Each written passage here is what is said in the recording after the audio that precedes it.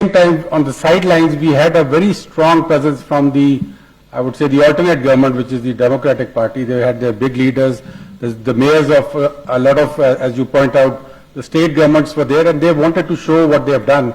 And I'm very glad to learn that their emissions actually went down in 2019. So I think there is action happening, but it's not at the government level. So I think this is something that would not be a roadblock to the climate solution. Thank you. Next question. So the young lady, yes, the one with the jacket here, right? Good afternoon, His Excellence. My name is Manahal Kaber, and I am the youngest climate activist from Fridays for Future of Pakistan. My question to you is that people in less polluting developing countries have this mindset that why should we be more environmentally conscious when no matter what we do, our nation is still going to be at the risk of climate disasters even though we are not involved in climate change? How can people here be encouraged to do their part in caring for the environment? Thank you.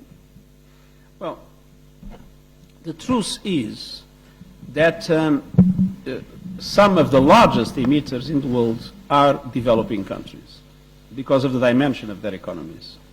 So it's not enough that the developed world delivers, the developing world also must deliver. And that is why it is so important to mobilize the commitments that were made in Paris, commitment of $100 billion per year to support the developing world, and to channel those commitments not only to mitigation but also to adaptation. And I'm very happy that the World Bank, that has announced $400 billion for the next 5 years, has decided that half of it would be for adaptation, half of it would be for mitigation. And one of the major concerns I have in 2020, as we approach Glasgow, is to make sure that the developed world is able to clarify how these $100 billion will be mobilized. They will have sources, both the private and the public sector, but there is still an unclear, not transparent situation in the way finance is mobilized for climate action, and one of my main concerns is exactly to make sure that in 2020 this can be clarified. And that is the reason why the special envoy that I have appointed for climate action and climate finance is Mark Carney, that was governor of the Bank of England, and probably the person in the financial sector that has fought more bravely in order to establish mechanisms to guarantee that the financial instruments serve climate action instead of being an obstacle to them. To it. Yes, I think what the Honorable Secretary General pointed out, finance and the focus on adaptation being the key areas over here. But to answer your question, I mean, this is something that we think of. I mean, I have mentioned it in my presentation also, but do nothing is not an option available to us. We have to do what we can do. And I think that's what we are doing in Pakistan. We may not be doing enough, but we are not doing nothing. We are doing a lot and more than our share, and we will keep on doing it. And hopefully the Secretary General will get the world to get together in unity to do it also. Next question. Okay, I'm going to choose the women. So the lady in the corner. Good afternoon, His Excellency. Thank you very much for a very insightful talk. My name is Momi Salim, and I'm an environmental researcher and advocate based in Islamabad. As you have mentioned in your talk already that over 90% of Pakistan's surface water resources are currently used for agriculture purposes. And climate change is already posing threat to our natural resources, especially water resources. So how do we ensure food security given that less water will be available for agriculture in coming years? Your thoughts on that, sir? Well, I think that I don't know the Pakistani agriculture in depth. I know a little bit more of my own country's agriculture. And I think that many countries in the world have a lot to do in order to improve the productivity of the use of water in agriculture. We sometimes still use too much water. I think at the same time we need to make sure, as it was mentioned, there are dramatic floods everywhere. We need to be able to capture the water of the floods and to use it instead of letting the floods just destroy the soil and have very dramatic consequences for the countries. So there is on one hand the question of management related to, and this of course requires infrastructure, and of course requires finance, in order to be able to better preserve the water resources we have. And of course, I'm very worried with seeing melting the water in the glaciers in the Himalayas. I mean, I was recently in another country of the region, Bangladesh. The risks of the coastal area of Bangladesh being flooded by the sea is terrible. And of course, one other problem is as there is less water coming from the rivers, the salinization progresses, and that is another threat to agriculture. But again, I think we also need to do more everywhere. As I said, I don't know very well the Pakistani situation, to do more to use water in a more effective way. We sometimes waste a lot of water still with traditional practices, and there are situations in which we practically are able to produce agriculture in the desert, I mean, with very well-managed forms of irrigation. Thank you. I want to add to that the Recharge Pakistan project actually is a project to address that very issue. We have a lot of water in Pakistan. We say we are water stressed, but I think we are poorly managed. We've got a poorly managed water system. And one of the things I learned, there was a recent research which came out of 37 river basins of the world. The river Indus was the most stressed river basin in the world. And the reason was that although we sit on the second largest sweet water aquifer in the world. This is something I didn't know of. I found out about 2 months back that we have the second largest sweet water aquifer beneath our river system. But we are drawing down on it very fast and not recharging it properly. I think the Recharge Pakistan project is that although you have this huge mass of water, 30 million acre-feet of water that goes and you flush it down into the Indus. So I think this Recharge Pakistan project is to capture that water, restore the natural ecosystem so that it can recharge the aquifer, and then, the system starts coming back. So we are working on that. It's at the project is submitted to the GCF for its, feasibility. And as I said, the Chinese government is also helping us. And that's because they did it in China. In the Three Gorges Dam, they created two bigger wetland lakes south of that dam to recharge the aquifer. And I think this is something that we need to do in Pakistan. Thank you. Again, the lady with the hand up. Hello, hi. My name is Anam Rathore, and I am an environment and climate change activist. So I'm going to continue on slightly on the previous question. So there's a growing regional tension between India and Pakistan, and there's there can be possible escalation. And a lot of water in Pakistan comes through from India. So the water crisis is Pakistan is growing. Given that we are a riparian country, a lot of the people's livelihood depend on agriculture. So how can the UN play a role in conflict resolution? Well, there was an agreement between India and Pakistan, and there is a system in which the World Bank, the World Bank is involved. And obviously, what I would ask the two countries is to have a clear cooperation in relation to water. And I have some moral authority. I was Prime Minister of Portugal when we established an agreement with Spain. It is probably one of the landmark agreements of common water management of two countries. Our rivers come from Spain. And it was possible to have an agreement between the two countries on the common management of our rivers. And I think this example shows that with effective cooperation and dialogue, all these problems can and must be solved. Because if one country thinks that solving the problem and letting the others in a bad situation, it's a good thing, it is not. Because in the end, then things turn against everybody. So it's clear that water must be an instrument of peace and not an instrument of conflict. Thank you. I think the Excellency pointed out in his speech also that, water is the critical issue to climate change.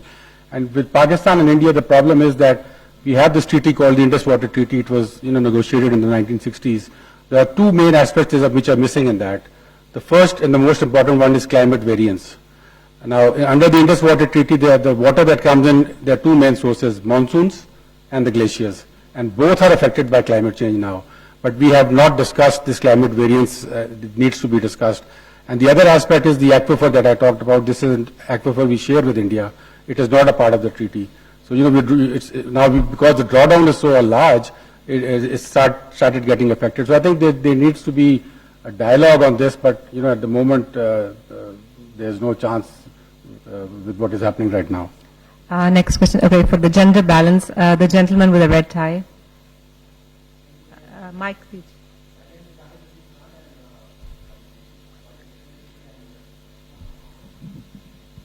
Thank you very much.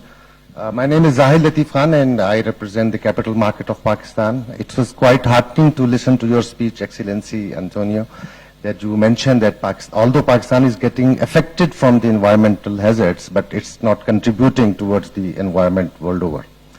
So actually we have seen that internationally there are a few countries which have got the carbon exchange, carbon credit exchange. So I was just wondering that because of the lack of resources in Pakistan, how United Nations can help in establishing this sort of a thing so that people become more responsible in using the carbon emission.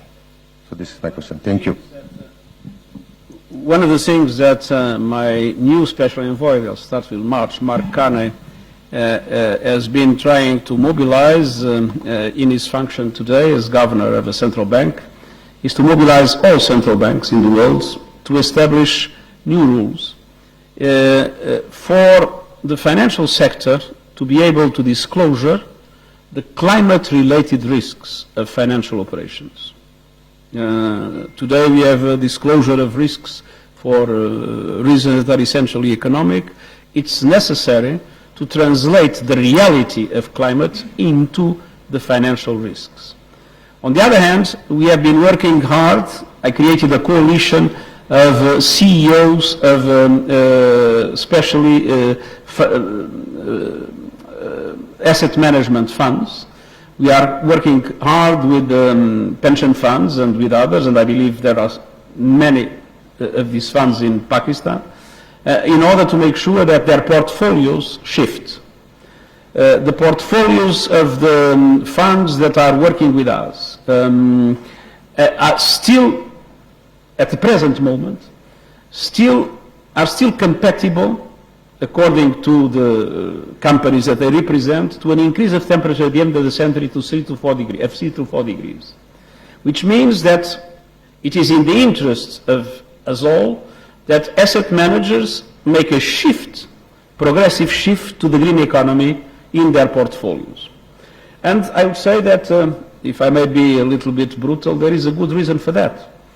It is clear that assets related to the brown economy, namely some aspects of fossil fuels, in the future their value will inevitably decrease. And so it makes sense from the point of view, for instance, of a pension fund to protect the pension money of the people involved, to get rid of those assets that will tend to decrease in its value and to bet in the assets that will increase its value, as it is the case of those related to the green economy. I have made personally a small investment in a fund, the green fund, and I have to say that that green fund is growing much more quickly than all the other small investments that I made, which means that the green economy is now the good economy, and which means that the financial sector is becoming, very interestingly, a driver pushing governments to change regulations, pushing governments, because some of these things require government regulations, pushing governments to assume more clearly responsibilities in this regard. So I'm very hopeful that the financial sector will become more an ally in climate action, based not on, in some cases based on, I would say, even a generous approach, because more and more companies and banks and institutions feel that their staff is concerned about climate action, that the children of those CEOs are concerned about these things. So there is a shift that is authentic. But then there is enlightened self-interest. Why to bet in things that have no future? No. The logic of business is to invest in the economy that has a future. And the economy that has a future is a green economy, not a brown economy. Thank you. Next question, the gentleman in the paisley tie. Okay. Oh, sorry, striped tie.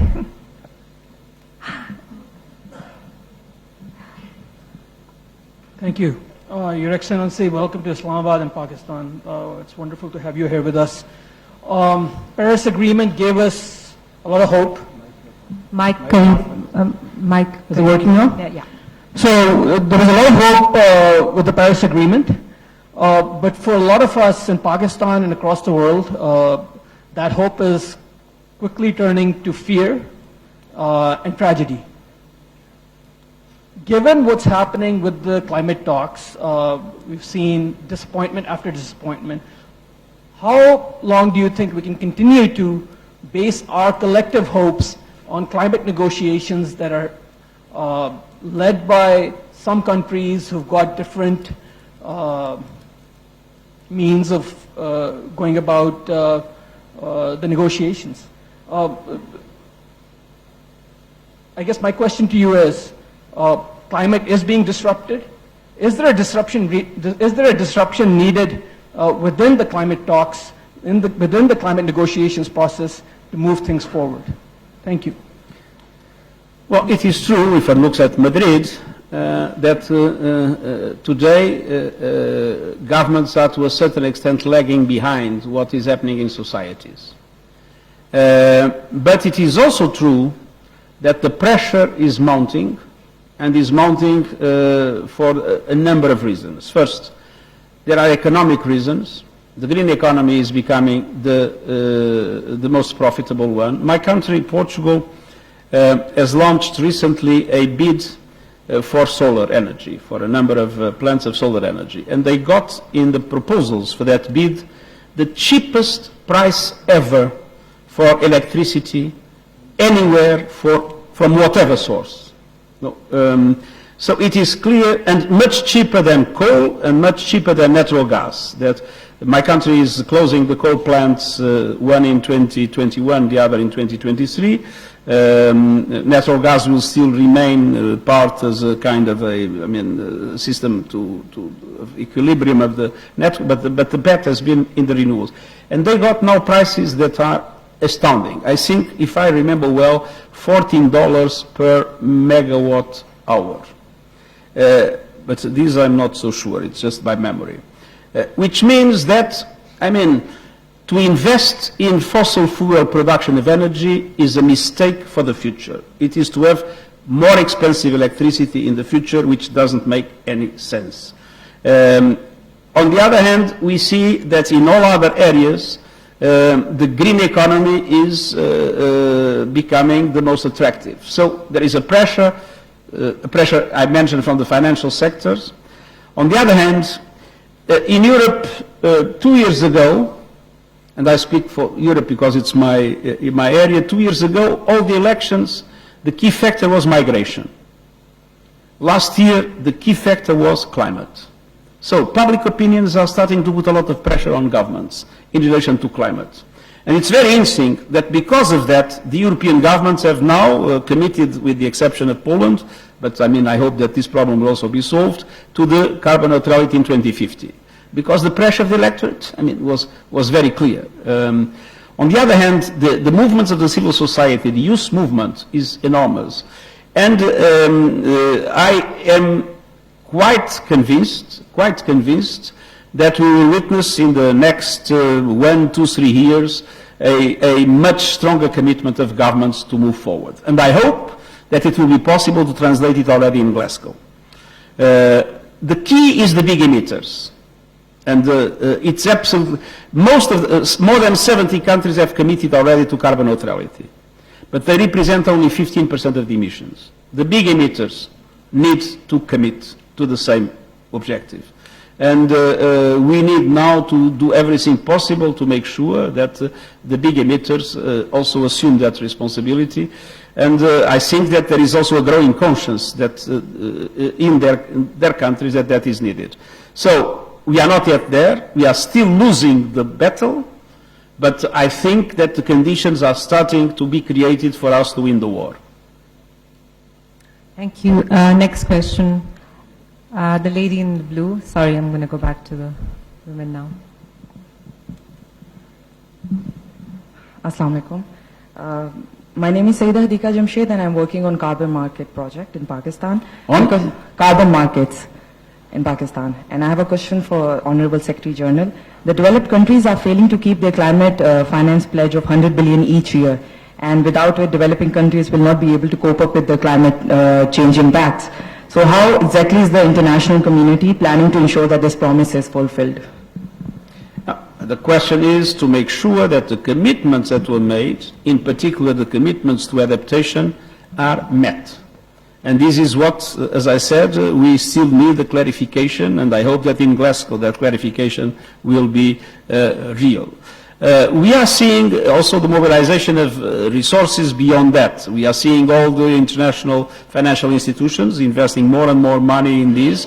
We are seeing a big success, for instance, in green bonds everywhere. So I think there are reasons for hope beyond that. But one thing is clear, there were commitments made in Paris, namely by the developed countries. Those commitments need to be met in a transparent way. Would you like to add? Okay, next question, the gentleman in the yellow tie. Yes. Excellency, thank you very much. On behalf of the business community of Pakistan, I want to thank you for the sentiments expressed for the people of Pakistan. We love you too, sir. And, sir, to achieve sustainable development, peace and security is a must. Peace and security is a must to achieve SDGs. Now, what is happening in Kashmir, it is affecting our economy, our business, and 220 million people, they have been waiting to listen to you, and those in Kashmir are expecting that you would play a role to ease their lives. It's 197 days that they are under oppression. Thank you. Well, thank you very much. First of all, I've always been strongly advocating the need for an enhanced dialogue between India and Pakistan, and even offered my good offices more than once. Of course, good offices can only be implemented if they are accepted by both parties. And we have been expressing very clearly the absolute need for human rights to be fully respected in Kashmir. By the way, if there has been any solid contribution for that, are the two reports that were presented by the Human Rights High Commissioner on the situation that I believe have had a very important role in clarifying the situation. So our strong commitment is clear. Human rights must be respected everywhere in the world, but also there. Thank you. Next question, the lady in white.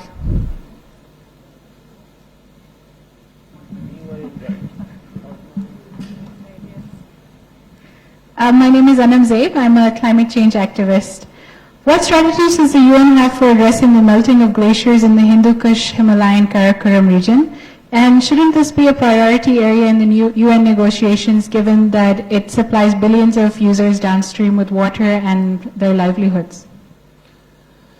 Well, the melting of glaciers as the destruction of the ice cap are, of course, an enormous preoccupation, but we cannot solve the problem of the melting of glaciers without solving the problem of global warming. So the melting of glaciers requires that we win the battle against climate change. I mean, there is not a way to protect the glaciers if the temperatures rise. So the fight for the glaciers is the same fight for the ice cap. Look at Antarctica. Antarctica registered a few days ago 20.75 degrees Celsius. Can you imagine 20.75 degrees Celsius in Antarctica, which is never heard of? So if we want to preserve the glaciers and the ice caps in this world, we cannot preserve them by themselves. We need to reduce temperature rise. Thank you. Next question. Shoaib Sultan Saab, ko please, in the front row. Age over. May I extend a very warm welcome to Your Excellency. I'm Shoaib Sultan, associated with rural support programs in Pakistan. I would like to exploit your presence, Excellency, to influence the advisor to the Prime Minister. because I was very encouraged by his presentation, and especially the word people-centric written in red. And I think also he said a very important thing, that Pakistan is first in forming policies, but very, very slow in implementing it. Now when we talk of people-centric, where are the people? Who are the people whom are going to involve? And that's where I like to submit that over these last 38 years, in Pakistan, rural support programs have been mobilizing communities. And we have now 8 million rural households organized out of 20 million in the country. And I'm glad that Ayushi Aban is here. She helped me when I was working in AKRSP. And the people there, about 40,000 communities implemented and planted 50 million trees in no time. And I'm glad that you have got a secretary here now, Naeed, who helped me in mobilizing 2.7 million women households in Sindh. So that is there. I'm prepared to link them up with the climate change. And I entirely agree with you that without making it people-centric, we would not be able to achieve this goal. Thank you. Thank you. We're running out of time, so just the last, I think. This is for your. Let me just add, Dr. Shoaib Saab is, of course, an icon in the industry. We are looking at that option, and at the moment we are working with the provincial forest governments. But there are some of them which are faltering, and as soon as they falter, we'll be heading over to the RSPs to help us in taking this process forward. I think this is a resource that we have, that we've developed over the years, with a direct link to the households, and it can be a big help to us in our plantation project. Last question, the lady in the front. With the mic, please. Pakistan, and appreciate your recognition of Pakistan's hospitality to the refugees. My name is Huma Mustafa Beg, and I run Serendip, which is a development communications company. And I just wanted to bring your attention to the approach of the United Nations to the countries which are not in line. So we've continued to witness the failure of forcing countries incorporate action with words, but not with law. And it's fear of accidents and a ticket that keeps all of us on the road, on the right side of the road. So my question is that if the experts have concluded that climate change is a moral issue, then what do you think that the current United Nations system as it is it relevant in solving this issue with love and not fear? Because I personally feel that we need to be much more tougher, because love hasn't gotten us very far. Well, I think that it is true that the UN has been clear in the mobilization of local authorities, regional authorities, the civil society, the people. I think the UN has been clearly in the front line, and it is from the people that the feeling that you expressed can come. So these are things that are difficult to translate in international law. Even the Paris Agreement, as you know, is an agreement that is not entirely mandatory. I mean, all this was the compromise that was possible, and the Paris Agreement is not enough. But I think that we are contributing to generate a strong feeling, a common responsibility of this generation in relation to the future generations. We talk about love. I have 3 granddaughters. I love my granddaughters. I wouldn't leave them, I wouldn't like for them to live in the kind of world we would have if temperatures would rise by 3 or 4 degrees at the end of the century. That would be a disaster. So if I want to take care of my granddaughters, if we all want to take care of our granddaughters and daughters, we need to do much more than what we are doing. Thank you.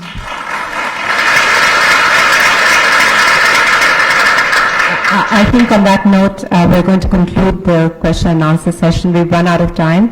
I'd like to request the advisor to come onto the podium to say a few last words. I just wanted to thank His Excellency for coming here and for your, the deep, enlightening talk with the very deep understanding of climate change. But I think more importantly, we saw through the passion to solve the problem. I think that's what's come out, and we really thank you for that. And Pakistan is waiting for the climate problem to be solved. Thank you very much. And thank you very much, and a lot of success in all the programs that you have explained to us today.